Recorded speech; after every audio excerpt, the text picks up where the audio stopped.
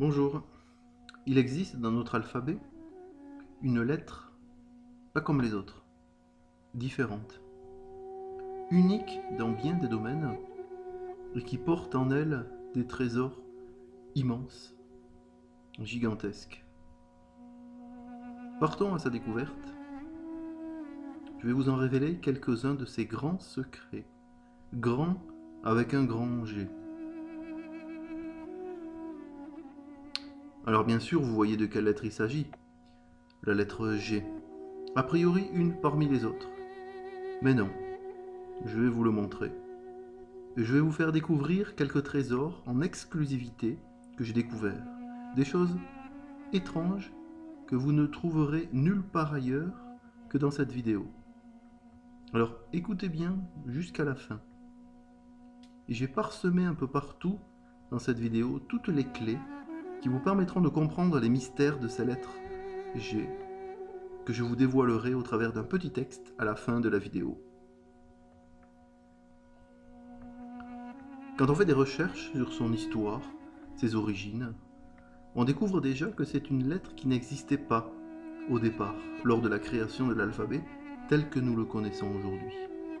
Elle a été ajoutée par les Romains en extension de la lettre C, C qui était gamma en grec. 7. Elle a été placée à la 7e position. 7, donc un chiffre, pas comme les autres bien sûr. Les 7 jours de la semaine. Les 7 astres primordiaux. Les 7 métaux à l'origine de tout. Les 7 notes de musique. Les 7 couleurs de l'arc-en-ciel. Etc. Etc. Les 7 nains. 5. Elle est aussi la 5e consonne. 5 comme la quintessence. L'éther provenant de la conjonction des 4 éléments que sont le feu, l'air, l'eau et la terre. 5 comme le nombre de sommets dans le pentagramme ou le pentacle. On y reviendra. 3. Elle provient donc du gamma qui est la 3e lettre de l'alphabet grec après alpha et bêta. De par la forme de gamma, que ce soit en minuscule ou en majuscule, il y a des liens bizarres là aussi, on y reviendra aussi juste après. G est donc lié par ces 3 nombres bien connus en alchimie. 3. Les 3 principes que sont le soufre, le mercure et le sel. Mais aussi les 3 étapes, représentées par les 3 couleurs, noir, blanc, rouge.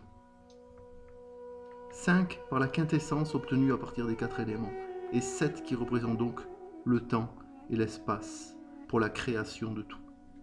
À partir seulement de 3, on arrive à créer 5 pour engendrer le monde et ses plus grands trésors, et tout cela à partir de la lettre G. D'ailleurs, cette lettre, elle suit la lettre F qui est le feu, le G après le F, le phénix qui renaît de ses cendres, la gloire après le feu, le Graal après l'enfer. Le Graal.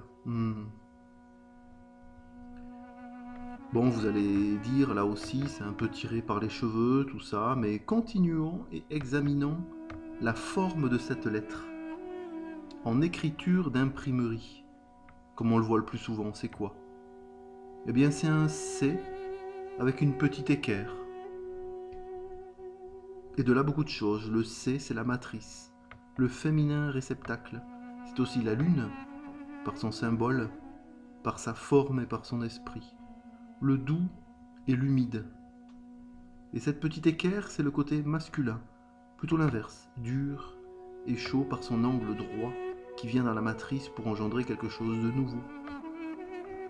Le G représente ainsi la conjonction du masculin et du féminin, du soleil et de la lune, les 2 principes en lui, pour la création de ce 5e élément, la quintessence, l'éther des philosophes symbolisé par le nombre 5.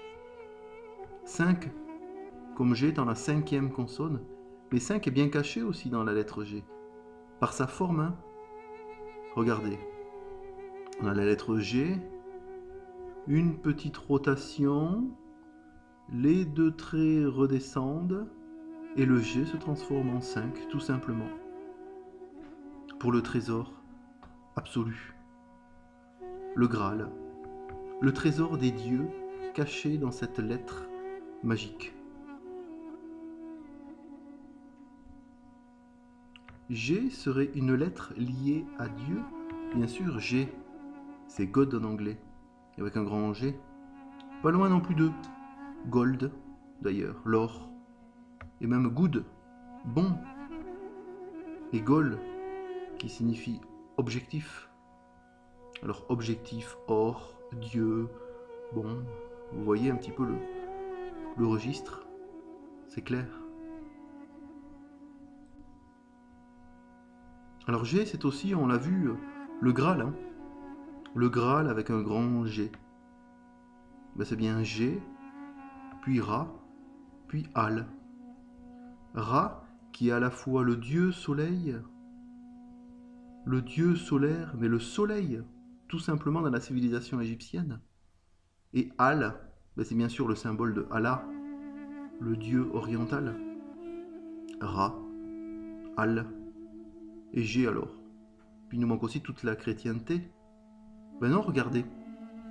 Cette lettre G en majuscule cursive, quand on écrit à la main, hein, la plus belle des écritures, celle que l'on apprend à l'école en premier, hein, ben c'est bizarre, non? Vous avez jamais remarqué? Si on découpe cette majuscule en deux, eh bien on obtient d'un côté le C majuscule avec le J minuscule. C, J. Ben, ce sont bien sûr les initiales Jésus-Christ. Encore un hasard? Ah, bien sûr, hein. Tout cela n'est que coïncidence, bien sûr, issue des méandres diaboliques d'un huluberlu totalement perché. Alors le Graal, hein, ben c'est bien sûr la coupe sacrée selon les écrits.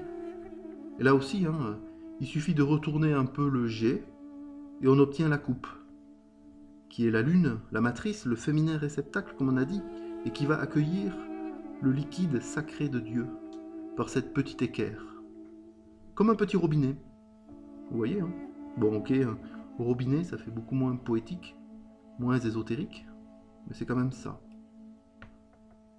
C'est donc la source de jouvence.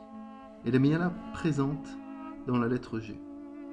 Vous voyez, hein, en analysant, en regardant, on trouve de belles choses. Même si ça peut faire rigoler, eh bien, moi j'adore ça, et puis ben, regardez tout ce qu'on trouve. Hein. Cela ne peut plus être du hasard, pas possible. Le dé est le plus beau jouet des dieux. En continuant sur sa forme, eh bien c'est cet aspect de spirale qui nous vient tout de suite quand on regarde le G d'imprimerie. Et le point commun de toute spirale, eh bien c'est Fibonacci, la spirale de Fibonacci bien connue par les mathématiciens, mais aussi pour les amoureux de la nature, là où s'exprime au plus fort cette forme géométrique. La flore, mais aussi la faune, et même l'être humain, et tout ce qui l'environne, cette spirale elle s'exprime partout. Elle est donc un signe. Et sa caractéristique principale, c'est bien sûr le nombre d'or. G est donc intimement lié au nombre d'or issu des plus grands trésors de la nature. Et oui.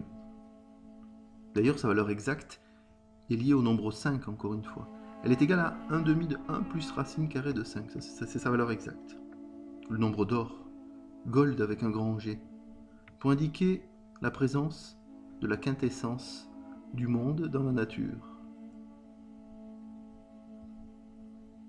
En restant dans le domaine des sciences de la vie et de la Terre, G est bien connu pour deux constantes universelles. La gravitation d'une part, c'est petit g, l'accélération de la pesanteur sur Terre qui rattache la matière à la Terre donc, et sa valeur c'est 9,81 mètres par seconde au carré. Bon, c'est ce qu'on utilise dans de nombreux domaines, en physique, en mécanique, bref, G c'est 9,81.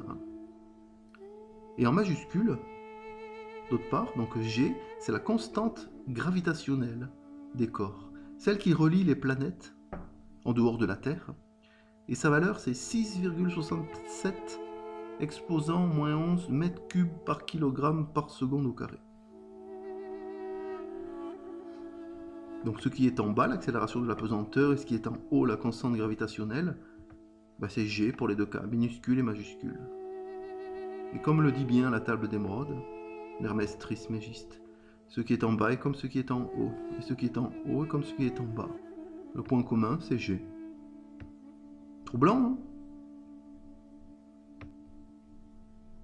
Alors maintenant, encore plus troublant. Je vais vous montrer quelque chose en exclusivité que vous ne verrez nulle part ailleurs. Donc la lettre G relie donc ce qui est en bas et ce qui est en haut, comme je vous l'ai montré, mais encore plus fort.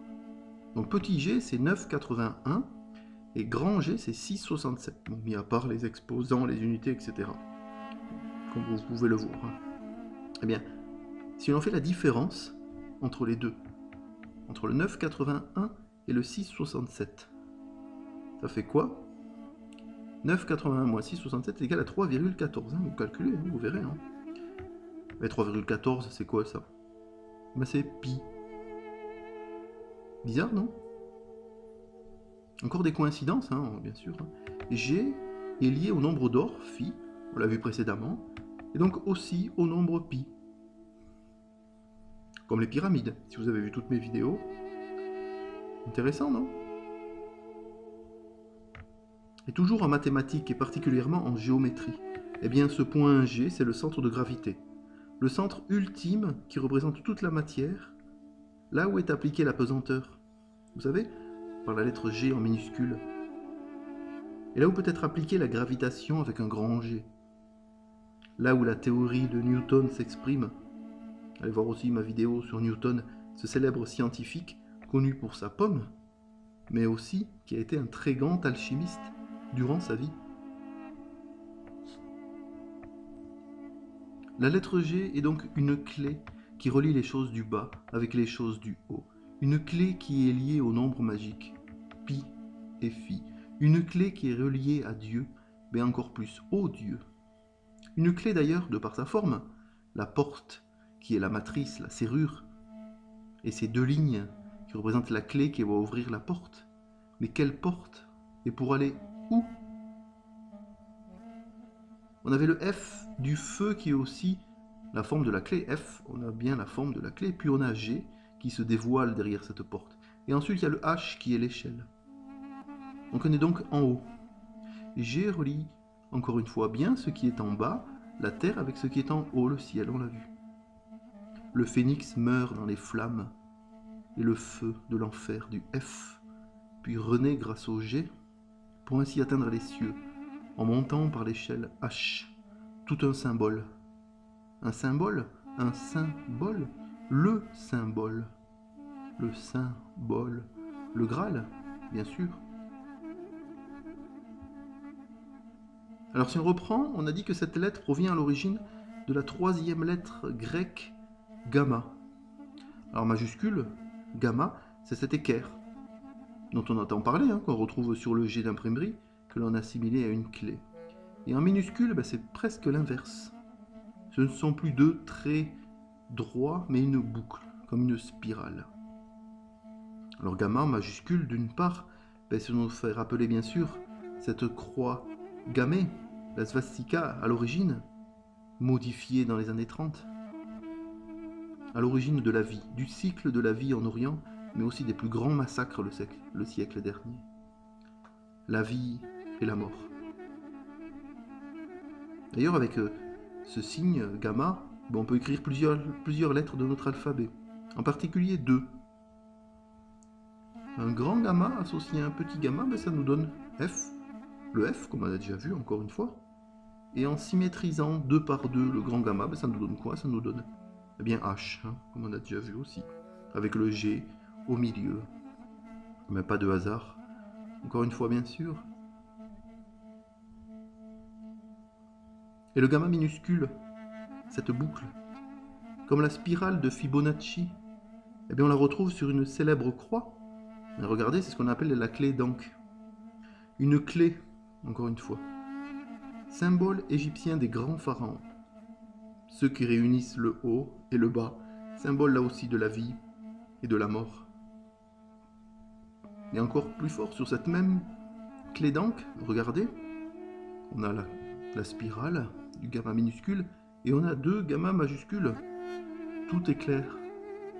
La vie et la mort symbolisées à la fois par le grand gamma, par le petit gamma, par le G. Alors continuons encore et changeons de registre, ou presque. On retrouve très bizarrement cette lettre G au milieu d'une étoile à 5 branches, en franc-maçonnerie. Elle est clairement écrite, sans détour, en plein centre. Eh bien cette étoile est appelée l'étoile flamboyante. F. Le feu, avec G, le nombre 5. On n'aurait pas déjà vu tout cela ? Le Graal, le grand architecte de l'univers, comme les lettres le disent aussi, une sorte de dieu donc. Le pentacle. Vous savez, comme celui que l'on obtient en coupant un célèbre fruit en 2 dans le sens équatorial, comme je l'ai mis sur l'image. La pomme, bien sûr. Faites le test. Vous coupez la pomme, pas comme on le coupe d'habitude, normalement, vous coupez dans le sens équatorial, comme on dit, comme ça, et vous verrez une étoile à 5 branches, ce pentacle apparaître. Alors que quand on la coupe dans le sens classique, si on peut dire, on n'a rien du tout, rien n'apparaît. La pomme de Newton, encore une fois, elle est là aussi. Et elle est reliée à ce nombre G, à ce nombre 5, au Graal. Bon, je ne vais pas insister, mais en franc-maçonnerie, la lettre G se retrouve partout. L'étoile flamboyante, comme on a dit, l'équerre et le compas. Et elle fait même partie des rites d'initiation dans certains degrés.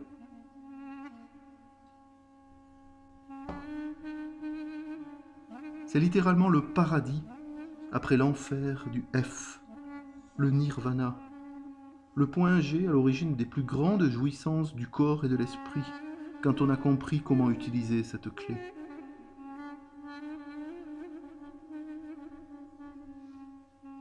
Alors continuons. Par curiosité, j'ai fait un petit test. Et certains d'entre vous y ont répondu. J'ai demandé de me donner le premier mot qui vous vient à l'esprit et qui commence par la lettre G. Et là, on se rend compte de la puissance de cette lettre. Elle porte en elle des choses merveilleuses. Bon, Graal, bien sûr, mais aussi gloire, grand, géant, et génie, bien d'autres, et même certains verbes nous le disent bien, gagner, guérir, gravir, etc., etc. Cette lettre, c'est sûr, n'est pas comme les autres. J'espère que je vous ai convaincu. Allez, pour terminer, je vais vous raconter une petite histoire. Un matin de printemps, alors que je me promenais en forêt, je tombais nez à nez avec un bel arbre remarquable. Un chêne de 4 mètres environ, avec des feuilles d'un vert brillant, luisant, et présentant cette particularité unique, elles ont des petites épines. C'est le chêne kermès. 2 petits geais m'avaient prévenu, avec leur beau pelage rayé de noir et de blanc. Ils chantaient tout en haut de l'arbre, et c'est grâce à eux que je suis tombé sur cet arbre magnifique. En m'approchant de plus près, cheminant entre cailloux cassants et terre rouge brique, j'aperçus comme des petites billes sur une branche de cet arbre, d'un rouge très foncé rappelant le fer oxydé. C'est ce que l'on appelle la gale du chêne, et que l'on retrouve le plus souvent sur cet arbre, sur cette variété. Elle m'envoûtait, et plus je m'approchais d'elle, plus elles exerçaient une sorte d'attraction envers moi, jusqu'à ce que les cloches de l'église du village au loin sonnèrent et me rappelèrent que je devais rentrer et reprendre mes travaux avant un repas gargantuesque qui se préparait.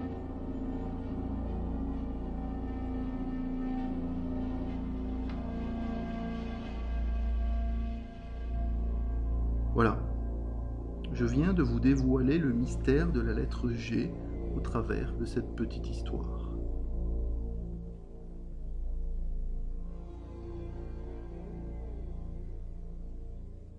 À bientôt.